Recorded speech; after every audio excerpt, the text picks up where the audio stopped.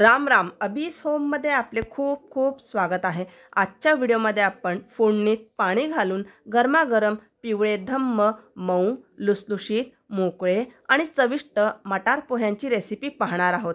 नाश्त्याला मस्त गरमागरम पोहे खाऊन अनेकांचा दिवस सुरू होतो. पोहे कसेही केले तरी रुचकरच लागतात. चला तर उशीर न करता रेसिपी पाहूया. त्यासाठी इथे मी 4 मुठ्ठी पोहे घेतलेले. आपल्याला अशा प्रकारे मुठ्ठी भरून पोहे घ्यायचे आहे. कपने मोजले असता 2 कप भरून पोहे घेतलेले आहे. आणि पोह्यांसाठी आपल्याला लागणार आहे फ्रेश ताजा मटर मी इथे निवडून घेतलेला आहे. 4 हिरव्या मिरच्या बारीक कट करून घेतलेल्या आहे. मोहरी, चवीपुरतं मीठ, 1.5 ते 2.25 चमचा साखर घेतलेली आहे. अर्धा चमचा हळद, शेंगदाणे संपूर्णपणे ऑप्शनल आहे, नाही टाकले तरी चालतील, पण छान दिसतात पोहे शेंगदाणे घातल्यामुळे, आणि अर्धा लिंबू. तर सगळ्यात आधी पोहे आपण चाळून घेऊ. काय असतं, पोह्यांमध्ये बारीक पोह्यांचा चुरा असतो. हे जर आपण नाही काढलं ना तर पोह्यांचा लगदा होण्याची शक्यता असते. पोहे चाळल्यामुळे छान मोकळे मोकळे पोहे होतात. तर सगळ्यात आधी पोहे आपण धुवून घेऊ. तर पोहे आपल्याला चाळणीतच धुवायचे, म्हणजे जितकंही एक्स्ट्रा पाणी आहे ते सगळं निघून जाईल. पोहे हलक्या हाताने चोळून धुवायचे, नाहीतर पोह्यांचा तुकडा पडतो. पोहे धुतले की लगेच यामध्ये चवीपुरतं मीठ, साखरेचं प्रमाण तुम्ही आवडीनुसार कमी किंवा जास्त करू शकतात. आणि आपल्याला अर्धा लिंबू यामध्ये पिळून घ्यायचं आहे, बी काढून घ्यावी. आणि हलक्या हाताने पोहे, मीठ, साखर आणि लिंबूचा रस आपण मिक्स करून घेऊ. तर पोहे भिजत असताना आपण त्यामध्ये मीठ, लिंबू, साखर घातलं तर ती चव पोह्यांमध्ये आतपर्यंत उतरते आणि पोहे चवीला छान लागतात. त्यामुळे तुम्ही नक्की ह्या प्रकारे ट्राय करून बघा.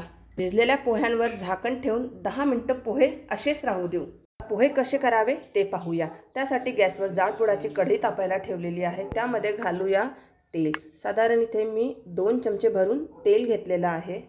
सगळ्यात आधी यामध्ये आपण शेंगदाणे घालून गॅसची फ्लेम लो आणि खमंग शेंगदाणे तळून घेऊ. साधारण 1 मिनिटामध्ये शेंगदाणे छान तळून झालेले आहे. शेंगदाणे एका बोलमध्ये काढून घेऊ. आता यामध्ये घालूया मोहरी तडतडली आहे. आता यामध्ये घालूया मिरच्यांचे तुकडे आणि अर्धा मिनिट परतून घेऊ. गॅसची फ्लेम आपल्याला लो ठेवायची आहे. आता यामध्ये घालूया मटार आणि तेलामध्ये अर्धा ते पाऊण मिनिटं मटार तळून घेऊ. कढईवर झाकण ठेवून मटार 2 ते 3 मिनिटं शिजवून घेऊ. 2 मिनिटं झाले आहे. वटाणे पाहू. वटाणे बऱ्यापैकी शिजले आहे. आता यामध्ये घालूया हळद आणि व्यवस्थित मिक्स करून घेऊ. तेलामध्ये हळद परतून झाल्यानंतर यामध्ये आपण घालूया थोडंसं पाणी. तर साधारण आपल्याला अर्धा कप पाणी घालायचं आहे आणि साधारण 1-1.5 मिनिटं आपण हे वटाणे ह्या पाण्यामध्ये शिजू देऊ. गॅसची फ्लेम आपल्याला लो ठेवायची आहे. साधारण 1.5 ते 2 मिनिटं झालेले आहे. आता हे जे पोहे आपण भिजत घातले होते ते आपल्याला अलगद हाताने अशा प्रकारे मोकळे करून घ्यायचे. ही प्रोसेस आपल्याला अगदी सावधानीपूर्वक करायची आहे, नाही तर मग पोहे तुटतील आणि लगदा होईल. हे पोहे आपण यामध्ये घालू आणि व्यवस्थित मिक्स करून घेऊ. आता यामध्ये आपल्याला मीठ किंवा साखर काहीही घालण्याची आवश्यकता नाही आहे, कारण ऑलरेडी आपण पोह्यांमध्ये मीठ आणि साखर घातलेली आहे.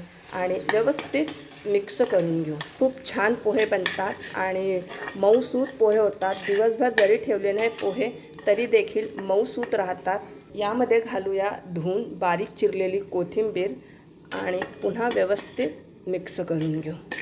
हे तळलेले जे शेंगदाणे होते ते घालू यामध्ये आणि व्यवस्थित वर खाली करून मिक्स करून घेऊ. झाकण ठेवून एक वाफ काढून घेऊ.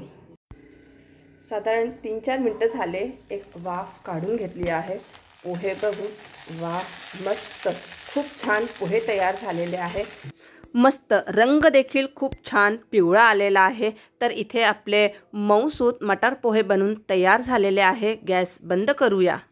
तर आजचे हे पोहे सगळ्यांना इतके आवडले, कमी पडले आणि मला पुन्हा करावे लागले। तुम्ही सुद्धा या प्रकारचे पोहे नक्की ट्राय करून बघा। व्हिडिओ आवडल्यास लाईक शेअर कमेंट करायला विसरू नका। चॅनलवर नवीन असणार तर चॅनलला सबस्क्राईब केल्यानंतर बेल आयकन दाबायला विसरू नका, म्हणजे येणाऱ्या व्हिडिओजचे नवीन नोटिफिकेशन सगळ्यात आधी आपल्याला मिळतील। पुन्हा भेटूया एका नवीन व्हिडिओसोबत। तोपर्यंत स्वस्त रहा आणि मस्त रहा। धन्यवाद।